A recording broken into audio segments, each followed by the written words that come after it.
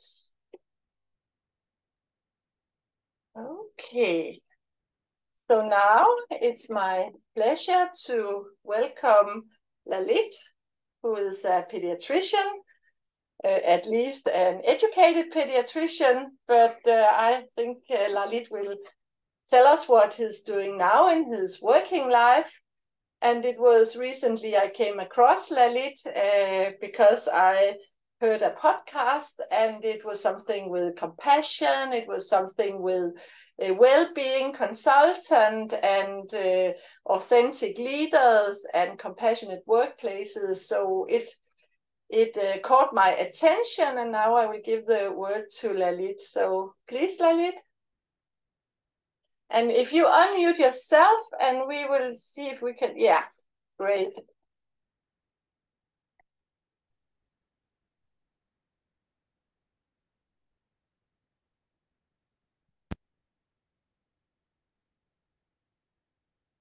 And we can see a presentation, and then maybe, yes, exactly, presentation mode. Great. Can you all hear me now? Yeah. Is that okay? Great. So thank you very much, Anetta, for inviting me to speak to you. And my name is Lalith Wijedoru, and I'm here to talk to you about storytelling, but I wanted to frame it in a slightly medical way. So the title of my talk is Trinity, which means a triad, something of threes. And why do I believe in stories? So I'm really pleased that I'm speaking to a Danish audience, because when I was a child, I used to read a lot, and I was in an international school, and we had to read stories from all around the world. And the stories that really stuck with me were particularly the ones of Hans Christian Andersen. And the particular story is that of The Little Mermaid. And again, as somebody who is from an island, who grew up around water, the concept of a story of a person who lived in the water was very, very appealing. And so, stories for me are very magical. I think stories are beautiful, but I really think that stories are very powerful. And I believe very much in the power of stories to engage, to educate, and inspire. But the power that I like of stories most of all is the power of stories to heal. And speaking to people who are involved in healing others, this is why I wanted to talk to you about the healing power of stories.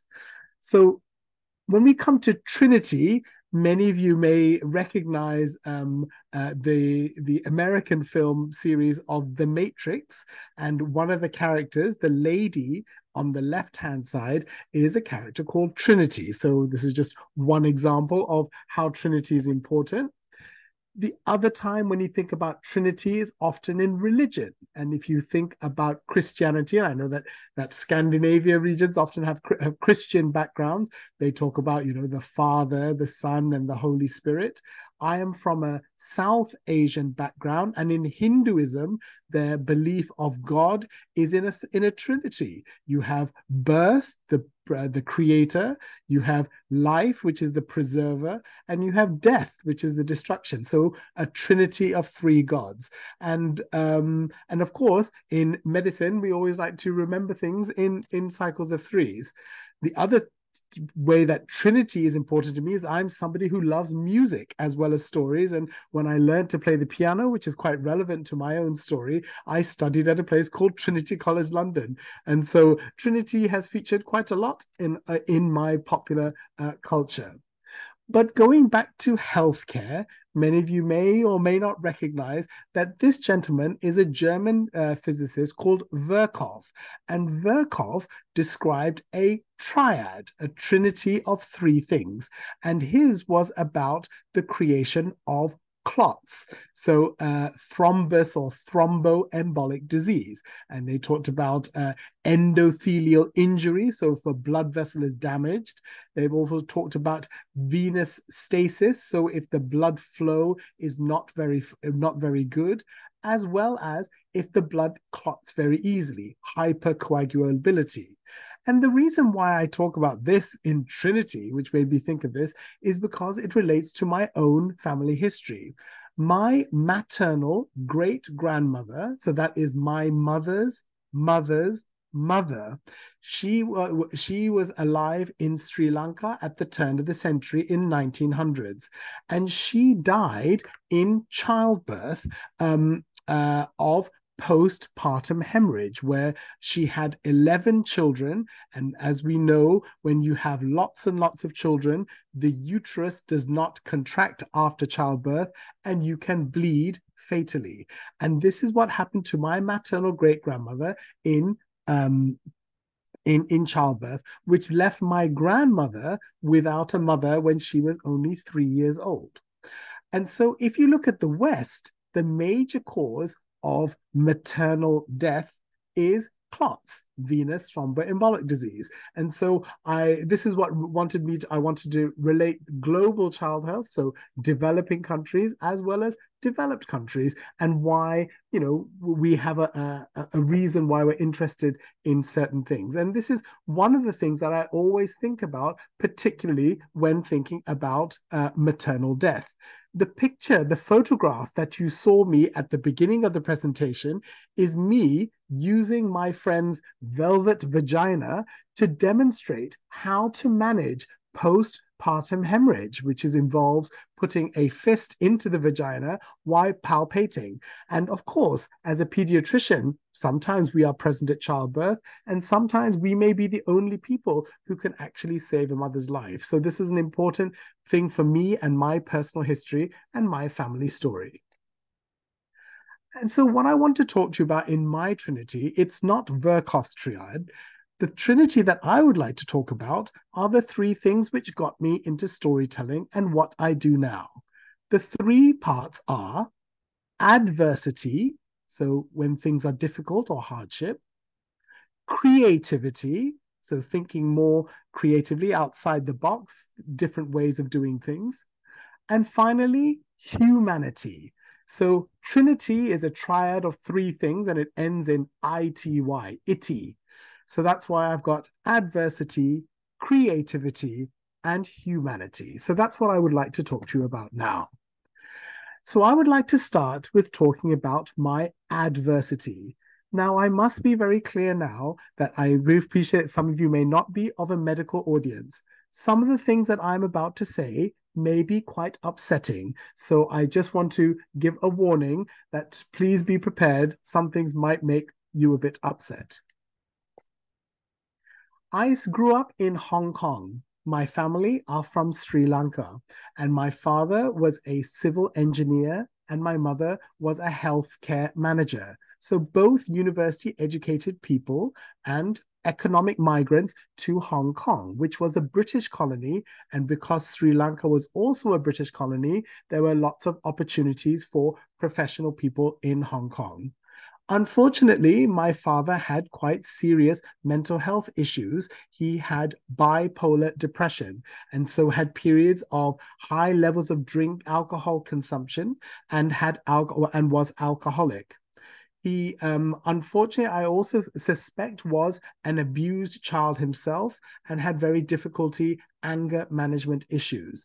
So unfortunately, if you think about the children who experience emotional abuse, unfortunately, I was like a textbook.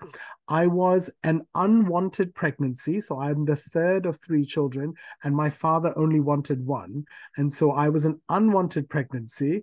And because my family, they were already two boys, my father was angry that there was a pregnancy, but wanted it to be a girl. And when I was a boy, that was also another reason why my father and I did not get on. So unfortunately, I was the focus of emotional abuse. So if you think about adverse childhood experiences, my childhood was pretty difficult with being the unwanted pregnancy, the wrong gender, and with a parent with mental health disorder and alcohol misuse. So our family life was filled with quite a lot of domestic violence, physical violence, and emotional abuse. So as I mentioned before, the piano is something that was very important to me. And this is me at the age of 10 playing in a shopping center in Hong Kong. I won the opportunity to play at this concert to raise money for charity. My father was very angry because he did not believe that the charity was a good charity. In fact, he said that this charity raised money for terrorists. And so he told me not to play the piano at this event. But I was getting older and thinking that this was a really good opportunity for me. And so I lied to my parents and I went to the shopping center by myself without telling my parents. I lied to my parents saying that I was going to a friend's house to play piano. So that's why I was taking music books. And so this photograph was taken by a photographer at the event, and I had a wonderful time. Unfortunately, a lady from the Sri Lankan community was at the shopping center and saw me, and she thought it was wonderful, and she came to see me and said, "Where are your parents?" And I said, "Oh, they are busy today."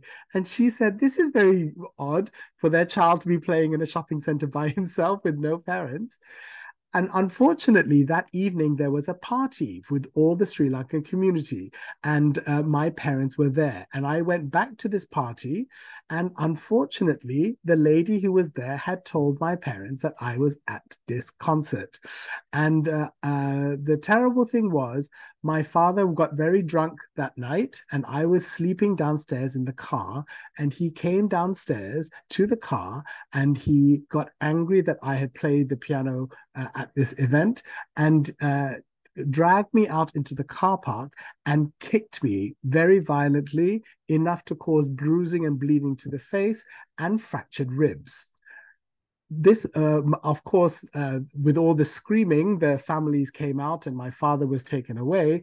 And my mother took me to the hospital and lied, saying that my brothers had pushed me down the stairs to cause these injuries. And so my childhood, as you can imagine, was quite difficult in terms of my relationship with the piano, but also my relationship with my family because of the physical and emotional abuse and a parent who wanted to keep it hidden. This inspired me to become a pediatrician. I was very interested in safeguarding and protecting children, given my own personal experiences. And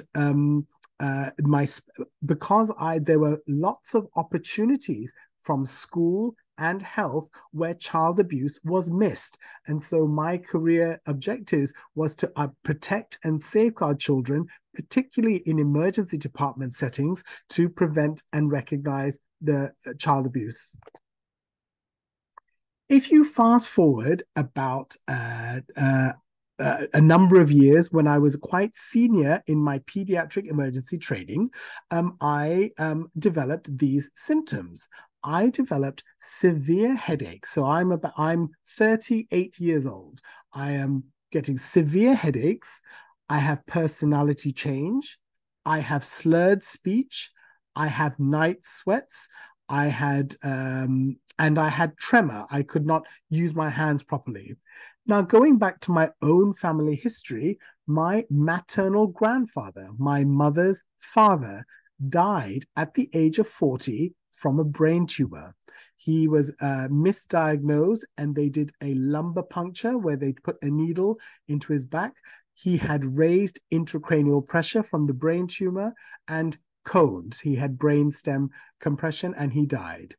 And so I was a similar age and having similar symptoms, and so I was worried. And I went to see my family doctor, my GP.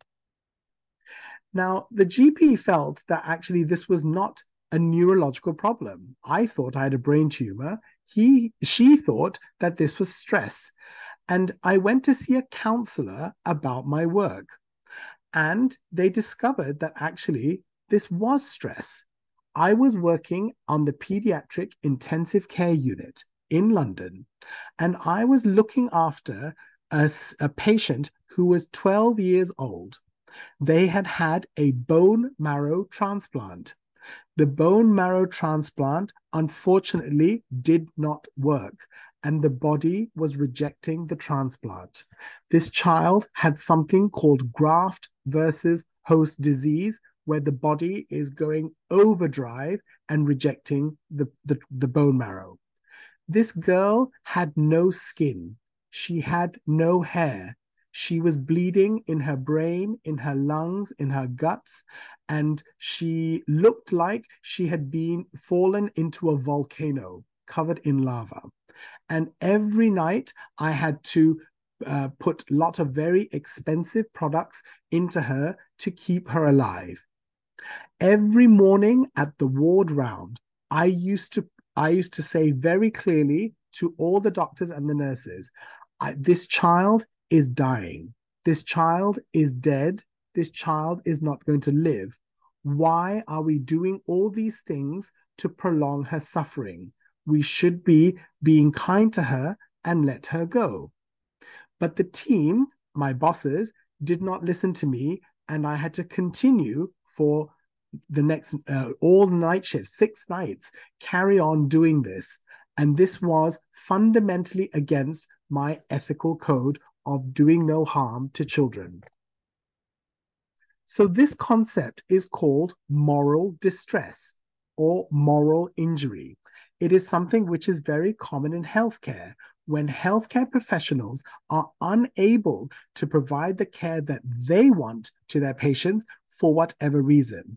And so here in this case, I was in a very resource plenty society. We had the resources to do all these things for this girl, but in my heart, I felt that this was the wrong thing to do because the girl is not going to survive and we are just prolonging her suffering. It made me realize that I have been experiencing moral distress or moral injury in other times of my career. When I was working in neonatal intensive care, this was also a very strong problem for me, resuscitating very premature babies with conditions that will have very poor neurological outcomes. And it was against my ethics of trying to promote life, because I believe in quality of life, not life for the sake of life. I believe in heartbeats that promote life and not just heartbeats on people with very poor neurological outcomes. I did a lot of global health child work, and this is me working in a developing country in Cambodia. And this is an example of a very healthy 9-year-old boy who fell out of a tree and fractured his wrist.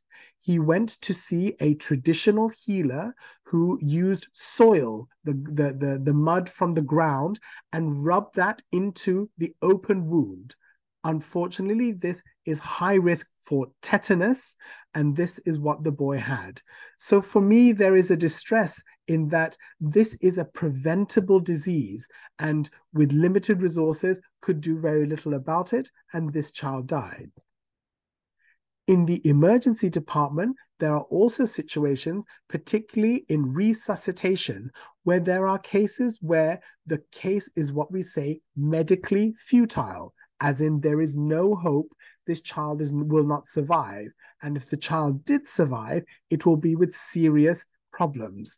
And so there are many cases where resuscitations have been prolonged and children have been kept alive, and against my strong ethical code. And so this is another example of where I've experienced moral distress. So how did I discover storytelling? The counselor suggested that because of these experiences, that I should go to a storytelling session. And as you have probably already heard, there is a big organization called the Schwartz Center for Compassionate Healthcare based in Boston, Massachusetts. The Schwartz Center was based on a legacy from a Boston-based medico-legal lawyer called Kenneth Schwartz, who developed terminal lung cancer. And what he described was when there were the nurses who did the small acts of kindness towards him during his illness. But what he realized is them being kind to him must have had an impact on them. When he died, he created a legacy where he wanted to create a confidential, safe forum where staff members from healthcare could share personal stories about the social and emotional impact of their work. And I went to a Schwartz round when I was experiencing my moral distress. And amazingly, I heard an anesthetist talk about his moral distress when he was working in Afghanistan for the army, not having simple equipment to save lives. In the same session, I shared my story about how I feel sick when we are prolonging children's lives with lots of resources without any consideration for the ethics of doing so. And so I discovered the power of listening to other people's stories and also sharing my stories. And when I shared my story, so many physicians came to me and said, "You have articulated, you have said the thing that I have struggled with for many years, but have never had the bravery to admit to myself. Thank you for sharing your story." And so this is what made me think, this is very important for healthcare, and I would like to train to facilitate as a storyteller. So those are the problems of moral distress. But of course, working in the health service, you can also have other adversities. As a man of color working in certain parts of the country, I have faced racial discrimination. Most people think that racial discrimination comes from the patients. I would disagree and say that my experience is I have experienced more racial discrimination from my colleagues and staff, and how this can have a negative impact on my working environment. Another adversity through my work is harassment and bullying. I have worked in some very prestigious London teaching hospitals, and unfortunately, some of those teaching hospitals attract doctors, senior doctors, with a lot of ego. And when these egos are threatened by people like me, who I feel are capable and confident and competent, they don't like it, and they will start making your life very difficult to preserve their ego. So the combination of racial discrimination, moral distress and injury, harassment and bullying, along with chronic excessive workload working in the government's health service in the UK, my way of dealing with it was to eat. And I ate a lot. And there was at one point in my training when I weighed over 110 kilograms. And it was when I looked at the photograph of my friend's 40th birthday and I looked at myself, I realized something is very, very wrong and something needs to change. And so before I became a consultant and a senior doctor in the pediatric emergency department, I took 3 months unpaid leave in order to redress this balance. And I did 3 things. I went to a boot camp, like a military style boot camp, to lose weight and change my diet. I then went to a music camp because I neglected playing the piano for so many years in my career. I decided to reconnect with music, which gave me joy. And finally, I learned about meditation, and I discovered yoga and went on a yoga and meditation retreat. So it was a mind, body, and soul exercise to help prepare me for the rest of my career. So those were my adversities. My next itty of the Trinity is creativity. When I joined my senior post in Alderhay Children's Hospital in Liverpool, I wanted to take on my new lease of life. I had lost some weight. I know how to change my diet. I was much more interested in yoga meditation, and I had reconnected with music. I had trained as a storyteller for staff well-being. So this is why I wanted to put all of these into practice in my new job as a clinical leader. And so music, I use music in the department during times of stress and difficult situations and certain festivals. I used to bring a keyboard into the emergency department and play for the staff, play for the patients, and sometimes even resuscitation situations. A very memorable situation was when a 13-year-old male came in with a life-threatening arrhythmia, an abnormal heart rhythm. The child needed to be anesthetized, intubated, and then electrocardioverted, as in apply electric shocks to their heart. So while this was taking place, there was anesthetist, intensivist, cardiologists, and pediatricians in the room looking after this very sick child. And instead of trying to get involved, I went to the family and said, what music would make you happy? And they told me some music, and I went outside, got the keyboard, and I played music while this child was intubated, ventilated, and cardioverted. And everybody said that the music brought a sense of calm and a sense of efficiency, and this allowed for the child's care to be optimal because people were less stressed. So I amazed myself with using creatively music in a resuscitation scenario. As you know from my cultural background, I was born in Hong Kong and went to school in China. We had some Chinese doctors come from overseas, and I was put in charge of them at our hospital. And one of the ways that I wanted to make them more involved was to do a name exchange where I got people to really pronounce their names properly in order to make them feel welcome. And for whatever reason, this was very popular with the Chinese doctors, and we were nominated for a Best Educational Links Award. And when we found out the reason why we won, they said, because you engaged the people here and integrated them into your community. And a very simple matter of getting people's names right was the key to this whole success. During the global pandemic, I feel very passionate about stories, and I wanted to capture in history what the experience was like. So every 2 weeks, I provided a 1-hour interview describing what I was going through during the pandemic. And these stories were captured by an oral historian at the University of Manchester. These stories have now been edited and are now archived in the British Library, capturing what it was like, among many other stories, what it was like to work in a children's hospital during the height of the pandemic. The other ways, again, you heard that I loved children's stories and loved Hans Christian Andersen.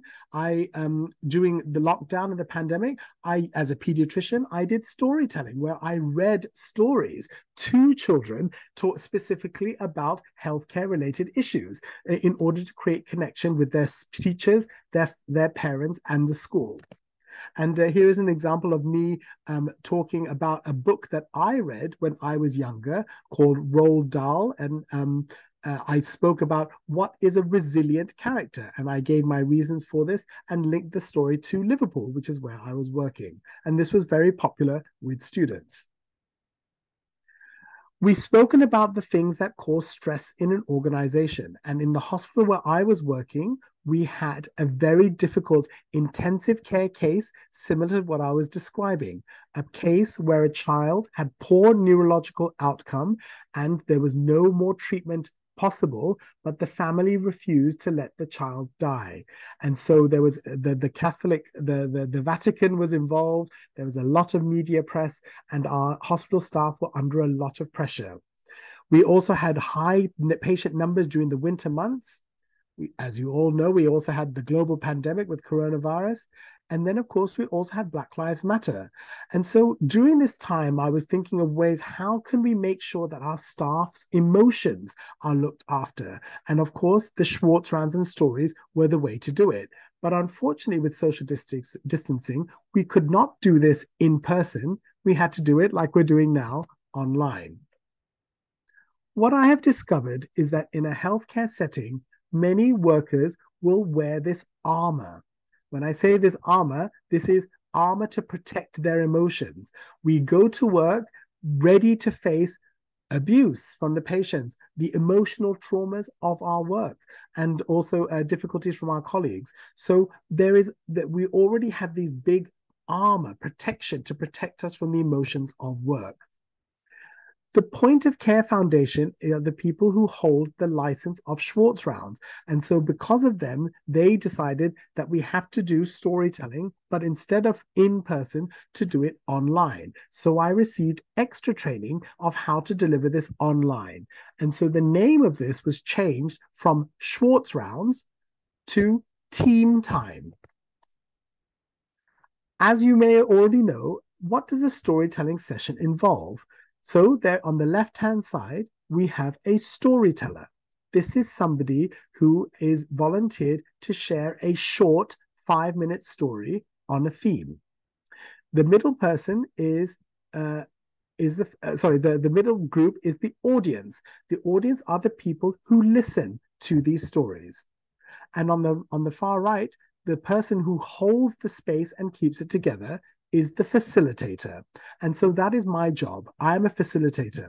My job is to train the storyteller on how to share a story, and then to keep the space confidential, reflective, and respectful, and to make sure that the stories keep to time and that the discussions are polite and respectful. The important part of storytelling for me is what I call story crafting.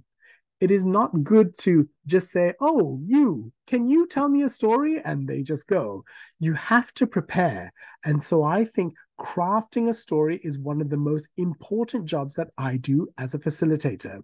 And it's not a whole life story. The story should only be short, because people have short attention spans. So choose a theme, and then create a story, and then create a story with impact. The most important lesson that I have learned from helping people craft their stories is people are very good at describing what happened. Once upon a time, this happened to me. But what people are not so confident in doing is saying, once upon a time, this happened to me, and this is how I feel about it. Or this is how I felt about it then, and this is how I feel about it now. And that is one of the major jobs that I do as a facilitator, because when people listen and you create the right space for these stories, it is those emotions that people will identify with and will connect with. Of course, some people will resonate or connect with the narrative. Oh, you lost your mother when you were 3, so did I. But it's more important to connect with, I felt angry when somebody said this to me. Then people will start to realize who you are as a human. And the reason why I love stories is because it shows us as humans. What I want to kind of illustrate is that we can do lots of these activities online, but at the same time, there is a great power to doing it face-to-face. But I did this during the pandemic entirely online for 18 months. And I think, although many people were criticizing this, I feel that it was a far better alternative than doing nothing at all. Over the number of years that I have been doing this, I've collated a lot of data from the people who have participated. And I have shared these with independent clinical psychologists. And they have looked at all the data and digested it, and to see what are the main themes that storytelling and story listening has. The overall theme is that people find that listening to and sharing stories is healing. And I think this is very interesting as somebody who has worked in healthcare, trying to heal children, heal families with their diseases and their illnesses and their traumas, to now healing people with stories. The 3 main components of this healing process is that being a storyteller allows you to reveal yourself. When you share a story in front of your colleagues, you can actually feel heard. And when people give their responses to your story, they feel supported. This whole aspect of healing makes me think of emotional wounds. And so you remember that I talked about this armor, that we protect ourselves from these emotional traumas, but sometimes we do get wounded. And healthcare workers are often like this. They say they are fine. They soldier on. They carry on despite being very emotionally wounded. And this is what happened to me. With my moral distress from looking after that child in intensive care, I was so wounded. And it was only when I shared my story and that connected with other people and heard that other people were doing the same, feeling the same, that's what started allowing me to heal. So I have very much firsthand experience of this process. It is also very interesting that the World Health Organization advocates psychological first aid. And these 3 components of psychological first aid, to me, are identical to the principles of healing from stories. Look is the same of revealing of self. Take off your mask and look at me. Listen is similar to being heard. When you listen to somebody, you hear them. And linking is like being supported, is that connection that connects people and allows people to heal from their traumas. So interesting, Morten, that you said that you were in an artistic director, so an artist that hung at that displayed at the Tate Liverpool was inspired by the work that we were doing in storytelling, and they decided to paint us as a group of pandemic frontline workers who use stories to support each other. And so if you see in the background, I am there with a laptop. The artist did not want to paint me with a laptop, but I insisted. She said, oh, technology is very cold. It's not very personal. And I said, that's what you think. But without the technology, during social distancing and lockdown, it is the technology that was the thing that kept us together. And the electricity of the internet is what kept us connected, but it is our human stories that helped us heal. For those of you interested in physiology and well-being, I applied for a grant to help our staff look at their stress levels, particularly during the pandemic. And this is an example of a heart monitor. This heart monitor is used by elite athletes in very high-level sport to understand where they are performing well with their heart. And so this heart monitor measured oxygen consumption to see how well you are using oxygen to measure your stress levels. Now, I was part of this project, and this showed me a very interesting pattern. In this diagram, you will see that the red color represents stress. So you can see that during most of the day, I'm stressed. The blue parts represent exercise, and the green bits represent recovery, so as in good for your heart. So you can see that between the hours of midnight and 6 in the morning, I'm pretty green. I'm asleep. But the only time that I am green was that when I was awake was when I was doing storytelling to support the staff online. And so this was a really beautiful physiological story for me, which said that being compassionate to others, helping others craft their story and facilitate the space is good for my health. And actually, my career in healthcare was perhaps not so good for my health. This lady is a name called Jessica Ho. She is Hong Kong Canadian Chinese. I have known her since primary school, and she is one of my dearest friends. And all through my career, she has been saying to me, I really think that you need to be doing more social media, connecting with people, talking to people, educating, because you're very engaging and you're very intelligent, and you are wasted just sat in an emergency department. And she kept saying, I need to do things, I need to do things. And when I was told her what I was doing with the stories to support staff when she was living in Singapore, she was so proud of me. Unfortunately, during the pandemic in September 2020, she died of a brain tumor, and she had never told me of her diagnosis. And so when she died, it gave me a reminder that she was the one who said that I need to engage and communicate with people more and help people heal and love them. And so that was part of the reason that made me think about what I'm doing. But in addition to this, I got a lot of external validation for storytelling. We won the Staff Engagement Award. We won storytelling awards, excellence in employee engagement. And so when other people outside the organization are saying, actually, this is a really good thing, and I end up in a painting to hang in the Tate, and my friend who keeps saying me unfortunately dies, all of these things started making me think. And so in Easter 2021, I took the bold decision to say, I'm going to do this. If I'm winning awards for something which I'm not paid to do, and if my friend who wanted me to do this is no longer with us, and I'm getting such external validation, now is the time. And so this moves me to humanity. What can I do with these set of skills, with this adversity and this creativity, to do something for humanity? So my friend Jessica kept saying that I need to help connect people and that I'm good at connecting people. And so we had this time of great emotional and social disconnect. But for me, I'm somebody who loves to touch and be touched. Part of the reason why I am a pediatrician is that children climb on you, children touch you and play with you. And so there is a playfulness to my practice. But unfortunately, during the pandemic, we had to wear PPE, and I could not touch my colleagues. I could not hug my colleagues. I could not touch my patients. And I found it very isolating. I also lived alone. And so for 4 months, nobody touched me.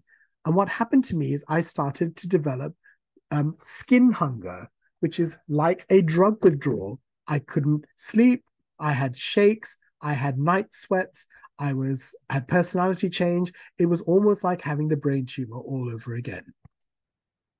And so part of my decision to kind of change my career was I decided to retrain as a massage therapist because I felt so strongly in the power of the human touch to connect. Having been deprived of human touch during the pandemic, I vowed to myself that I do not want anyone to be without this very human approach. And so this is why I set up my company called Behind Your Mask. Many people think that the mask describes the PPE masks, the surgical masks that we wear during the pandemic. It's not. The mask represents your professional mask, and the colors behind the mask represent the stories that make us human. And so what I would like to do during storytelling as part of my storytelling business is to help people and organizations remove their personal mask, get behind your personal mask, and to reveal the colorful stories that make us humans and use that as a way to connect. So project is projecting a story.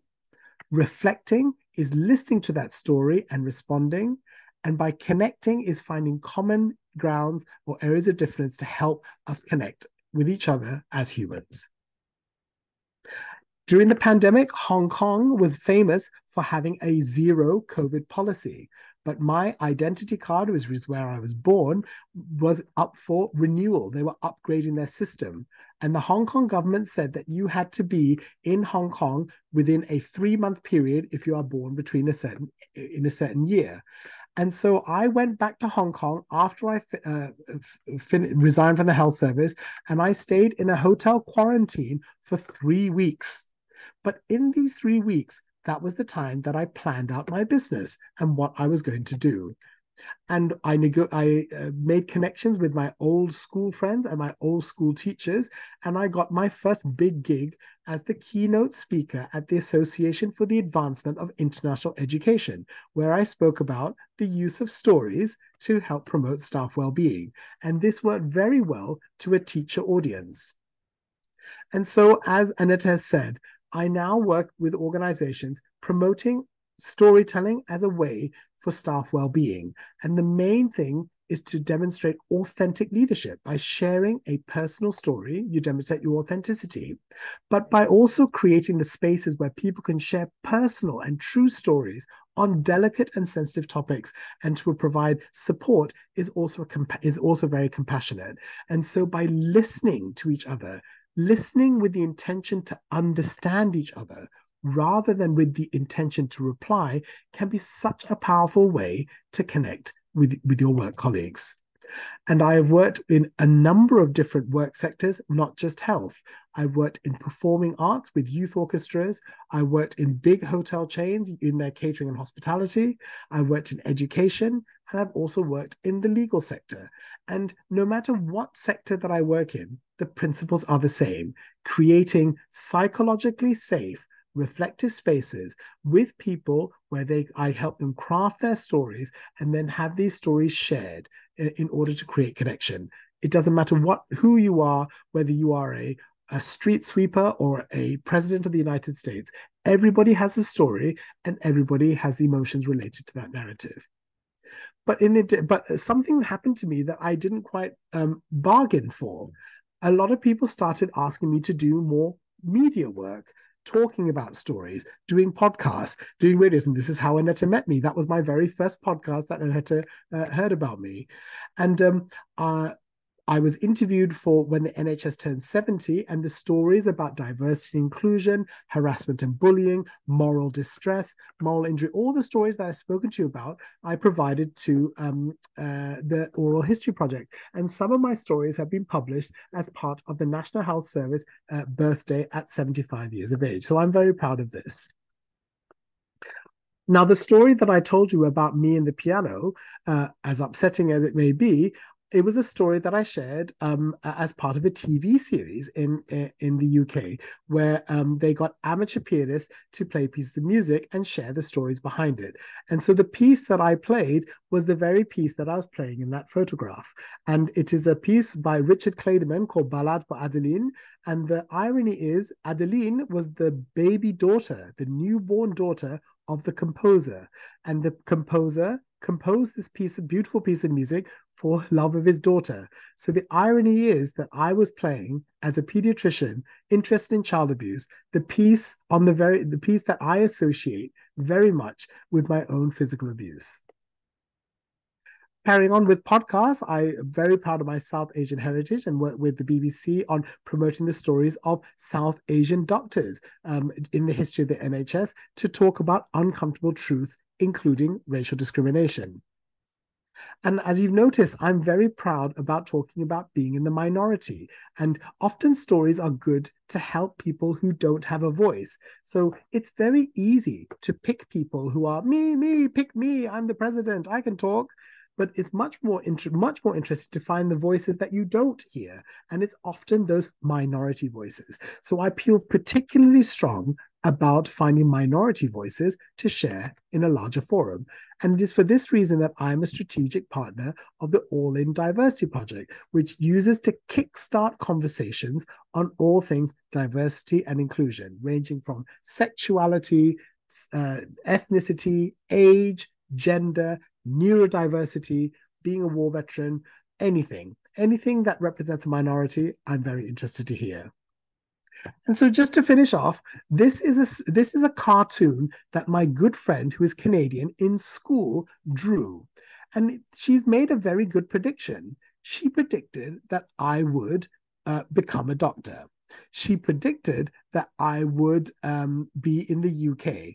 The thing that she didn't get right, that she thought I'd emigrate to Canada, but I didn't emigrate to Canada, but she knew that I do pediatrics. The interesting thing is that she predicted that I would have a career change, but she predicted that I'd change to gynecology, which I never did.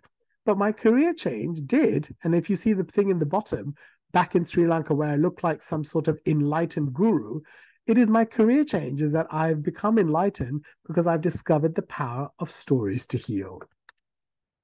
And so there you have it, my trinity, not Virchow's triad, but this is about my itties of creativity, adversity, and humanity.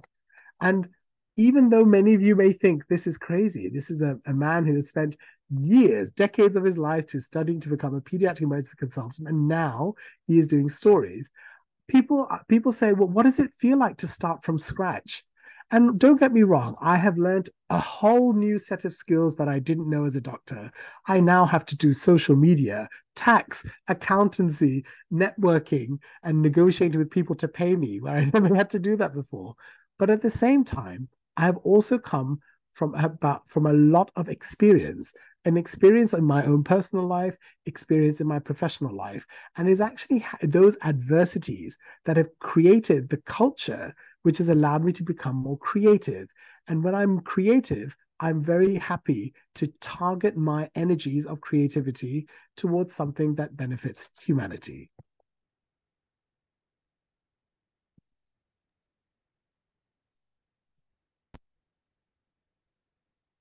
Oh, thank you so much, Lalith. It was quite impressive, and it went straight to my heart, at least.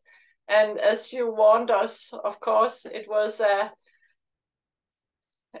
difficult story to hear, but the end, good in the end. I came to think about the hero's journey.